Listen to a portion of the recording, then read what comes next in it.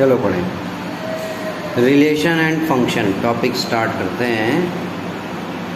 सबसे पहले हम पढ़ेंगे, हमने 9th में पढ़ा था कार्टेशियन प्लेन। कार्टेशियन प्लेन में हम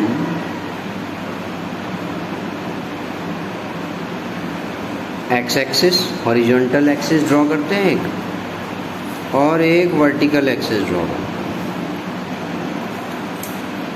हॉरिजॉन्टल एक्सिस को एक्स एक्सिस कहते हैं, उसके पॉइंट्स के कोऑर्डिनेट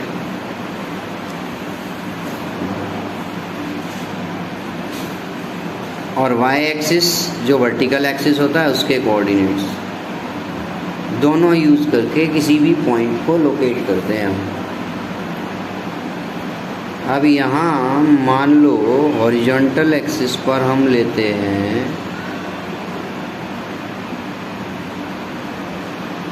से ए बी सी डी, और वर्टिकल एक्सिस पे हम लेते हैं से P Q are and S, या हम 3 ले लें सिर्फ पी क्यू आर। तो दोनों से बाउंडेड जो एरिया है उसमें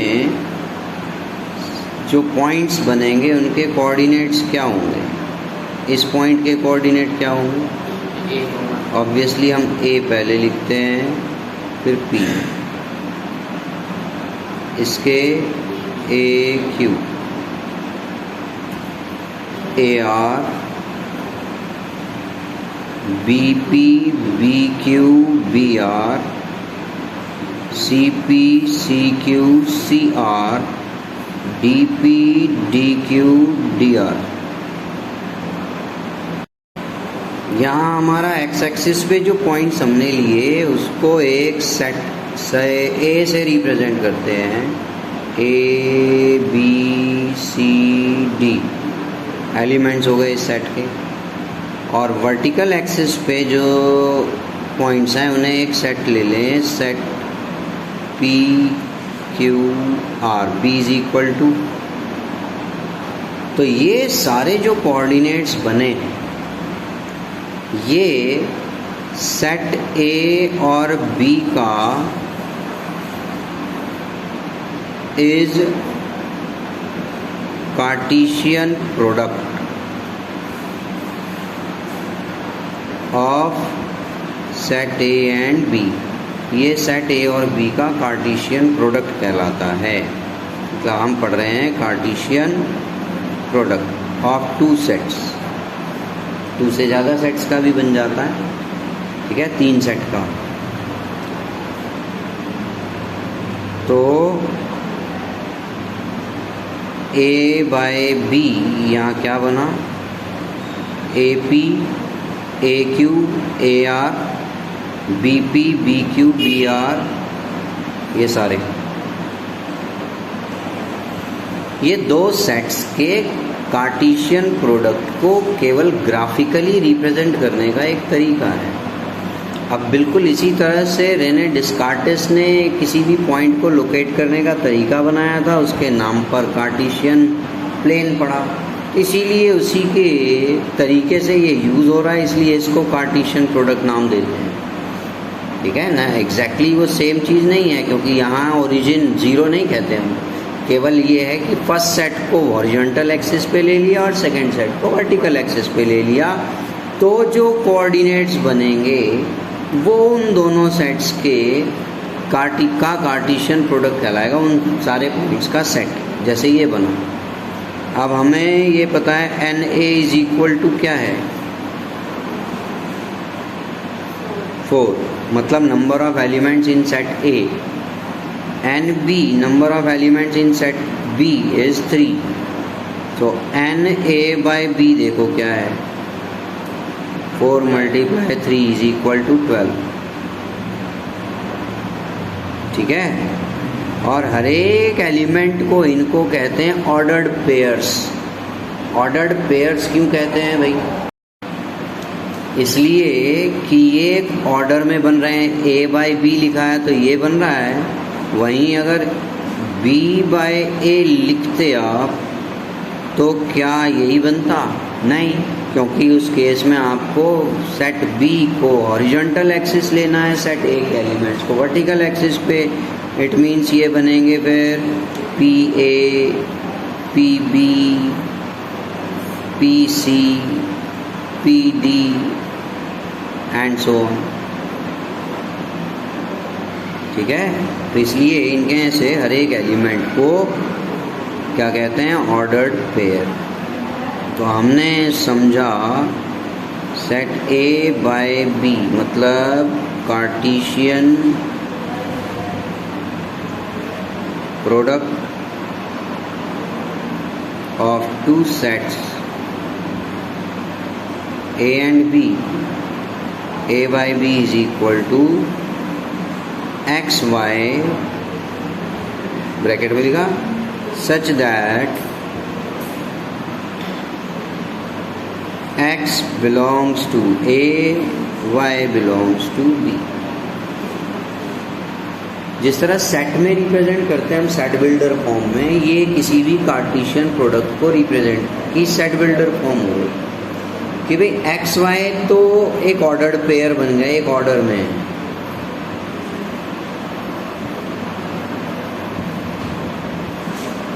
is called ordered pair।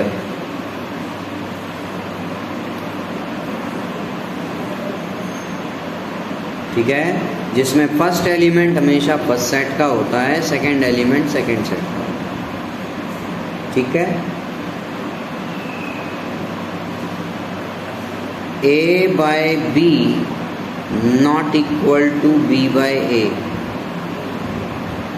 ठीक है, for all A not equal to B, अगर ए और बी इक्वल नहीं है दोनों सेट तो ए बाय बी और बी बाय ए सेम नहीं आएंगे। अगर दोनों इक्वल हैं तो आएगा ही आएगा कार्टेशियन प्रोडक्ट सेम।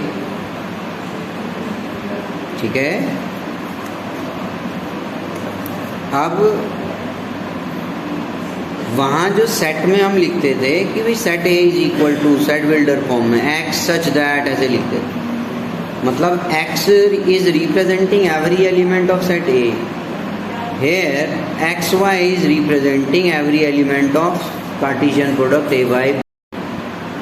ये P है, पहले B लिख दिया था गलती से, क्या फर्क पड़ता है? तो यहाँ x जो होता है, हमने पिछले चैप्टर फर्स्ट चैप्टर सेट में जब देखा x such that x belongs to या कोई भी स्टेटमेंट जो होती है, एक्स एक सिंगल हर एक एलिमेंट को रिप्रेजेंट कर रहा है सेट ए के। To ordered pairs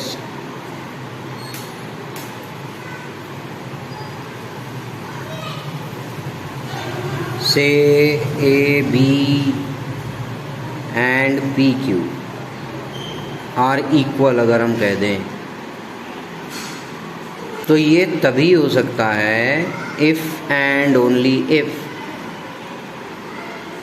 first element of that ordered pair is equal to first element of second ordered pair and second element is equal to second element of second ordered pair।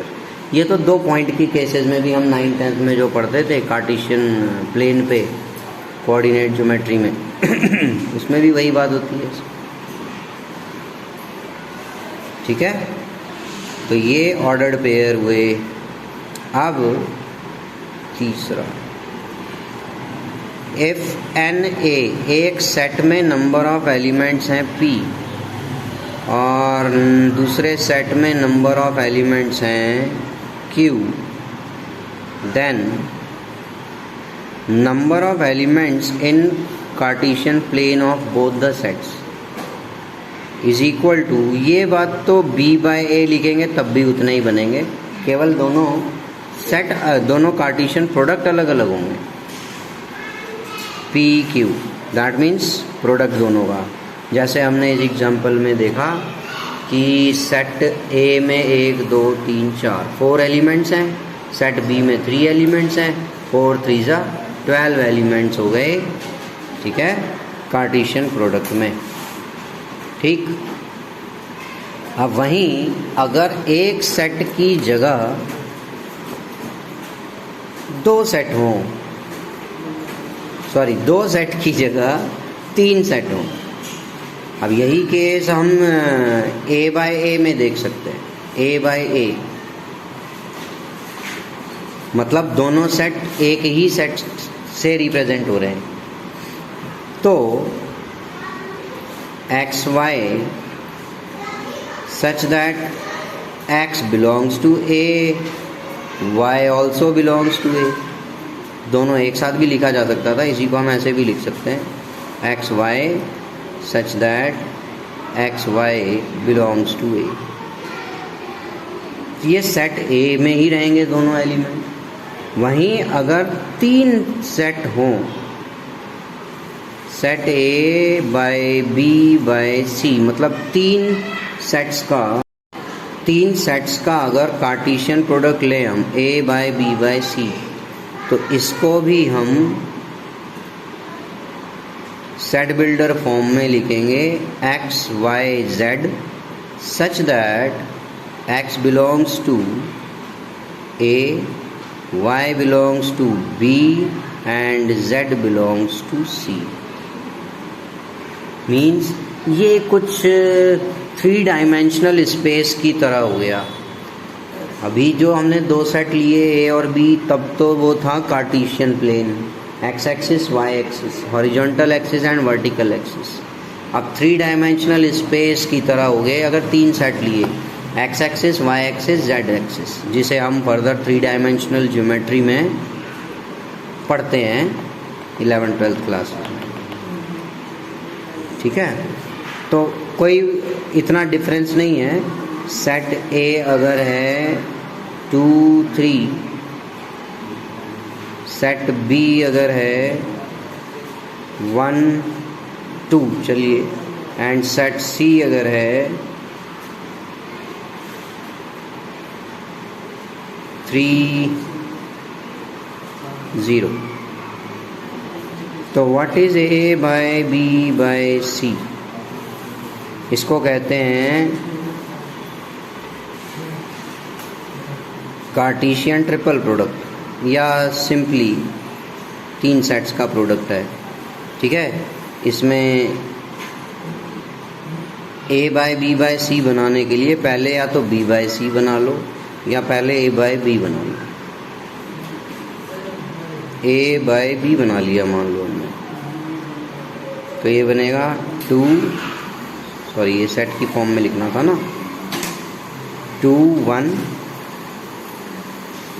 2 2, first set के हर एक element की pairing होगी second set के element से, 3 1 3 2। This one is A by B, Cartesian product of set A and B. Now if A by B by C we want to write it, अब first element इस set का होगा और second element कह लीजिए set C का होगा, तो ये बनेगा 2 1 3।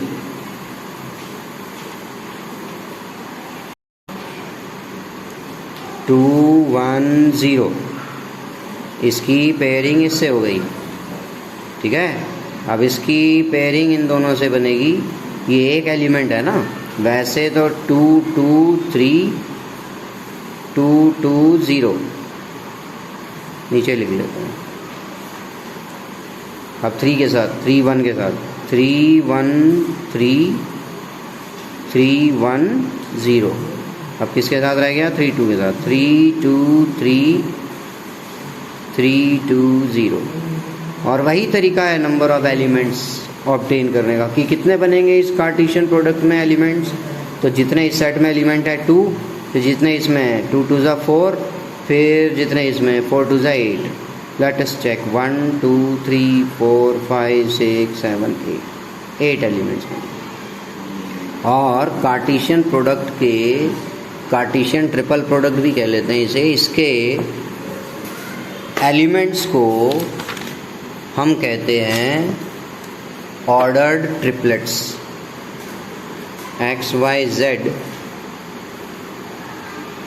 belongs to A by B by C is called ordered triplet.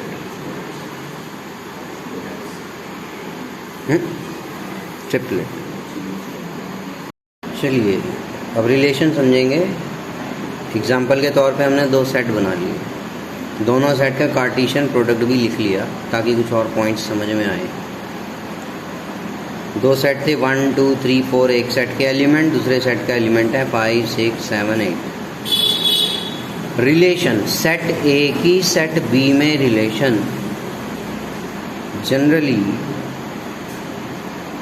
Generally Oval shape में, वैसे सर्कुलर शेप में कह लो, ओवल शेप बनाए जाते हैं. दोनों फर्स्ट सेट पहले में, दूसरा सेट के एलिमेंट दूसरे लिख लिए जाते हैं और ये कहलाता है एरो डायग्राम.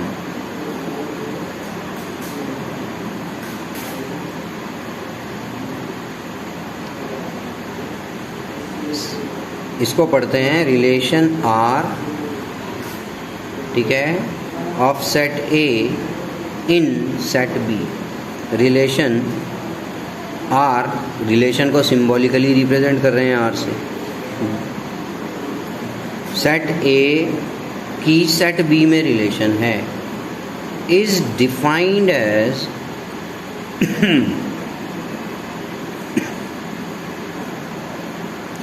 इसको हम डिफाइन करते हैं कैसे, as R is equal to X Y such that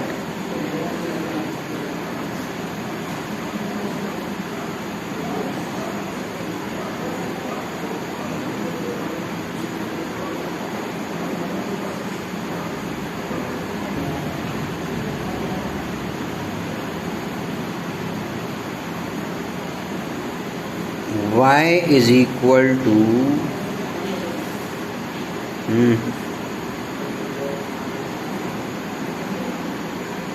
2x, where x belongs to set A and y belongs to set B. इसका मतलब हमने इस तरह से बाउंड कर लिया. ये क्वेश्चन में मान लो लिखी हुई मिल रही है एक रिलेशन, सेट ए की सेट बी में रिलेशन है और वो रिलेशन कैसे डिफाइन हो रही है, कैसे तय की गई है कि भाई सेट बी का एलिमेंट सेट ए के एलिमेंट को 2 से मल्टीप्लाई करके बन रहा है. ये मतलब हुआ इसका. तो चलो ये तो साफ दिख रहा है. मतलब इसका हर एक एलिमेंट किससे रिप्रेजेंट हो रहा है रिलेशन में, y से, और इस सेट का हर एक एलिमेंट x से रिप्रेजेंट हो रहा है. x वाले एलिमेंट का डबल करना है. 1 2 2, चलो लिख के देखिए. 2 x की जगह वैल्यू क्या रख सकते हैं, 1. 2 आ रहा है. x की जगह वैल्यू रख सकते हैं 2. 2 2 4 आ रहा है. x की जगह वैल्यू रख सकते हैं 3. 3 2 6 और x की जगह वैल्यू रख सकते हैं 4. 4 2 8. ये एलिमेंट सेट बी में तो है नहीं, क्योंकि यहाँ क्वेश्चन के स्टेटमेंट के according 2x is equal to Y आना चाहिए और y सेकेंड सेट का एलिमेंट है. 2 not belongs to second set, 4 not belongs to second set, 6 belongs to second set, 8 belongs to second set. It means इस relation के according set A का only 3 is related to 6 and 4 is related to 8. 1 and 2 are not related to any element of set B. Got it? ये होती है relation. और relation को अब इसको रोस्टर फॉर्म में लिखें. क्वेश्चन करते समय ऐसे लिखना जरूरी नहीं है, जहाँ आपको ज़रूरत महसूस हो वहाँ लिखिए. R इज इक्वल टू 3 6, पहले फर्स्ट सेट का एलिमेंट, दूसरे नंबर पे सेकंड सेट का एलिमेंट 4 8 4 8, ये हो गई रिलेशन की, इस रिलेशन की रोस्टर फॉर्म। ठीक है, तो कुल मिला के रिलेशन क्या हुई?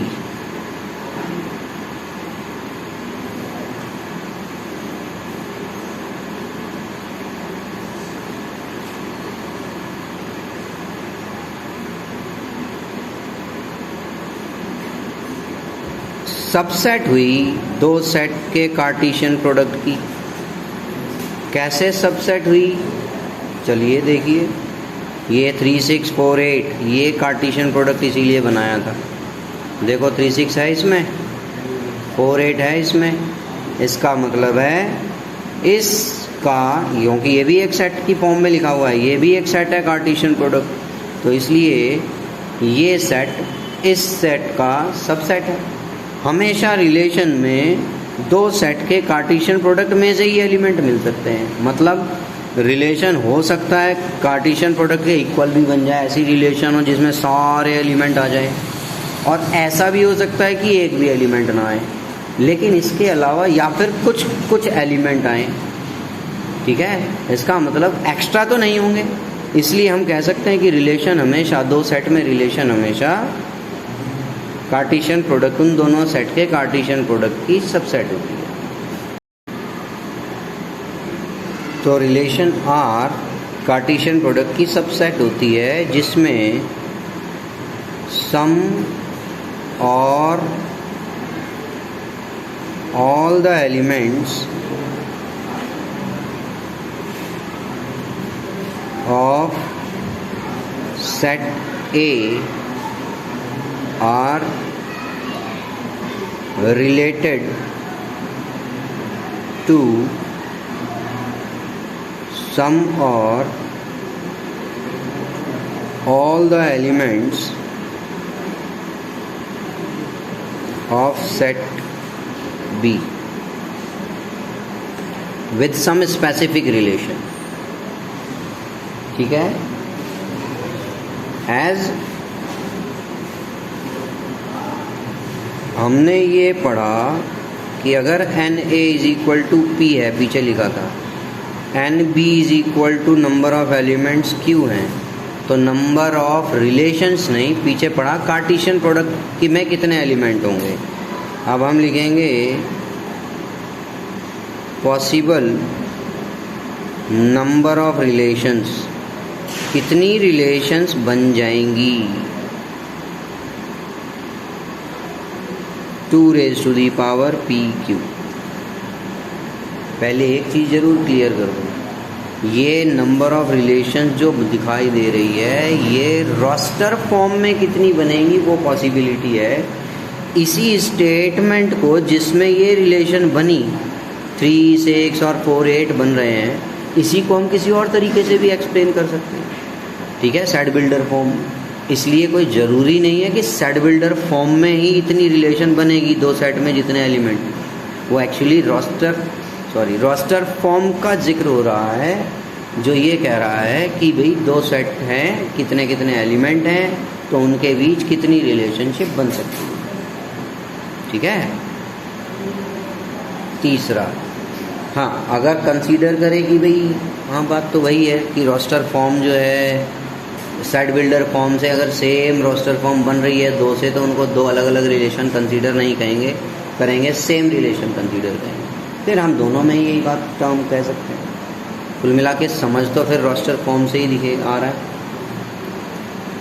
तीसरा पॉइंट, सेट ए के उन एलिमेंट्स का सेट जो सेकंड सेट से रिलेटेड हैं, उन्हें कहते हैं हम उनके सेट को। तो यहाँ डोमेन सेट ए के उन एलिमेंट्स का सेट जो सेट बी के एलिमेंट से रिलेटेड है। मतलब सेट ए के ये एलिमेंट है 3 6 से रिलेटेड है, 4 8 से रिलेटेड है, इसका मतलब 3 और 4 का अगर सेट बना दें तो ये कहलाएगा डोमेन।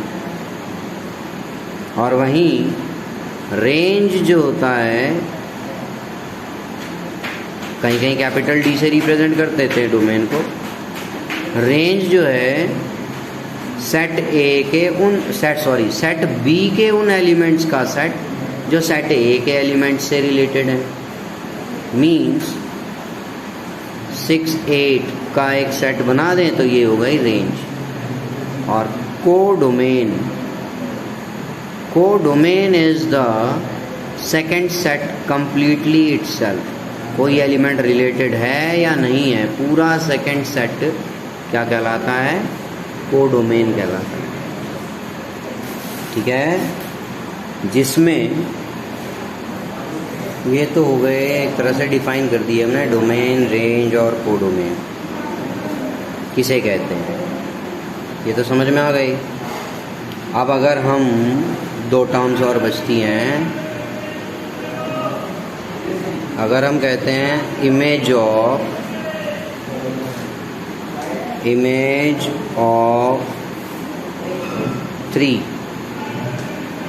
3 की इमेज क्या है? तो जिसकी इमेज ढूंढ रहे हैं मतलब वो फर्स्ट सेट का एलिमेंट है। 3 की इमेज, 3 किससे रिलेटेड हुआ? 6 से, तो वो 6 है। और प्री इमेज वर्ड होता है, प्री इमेज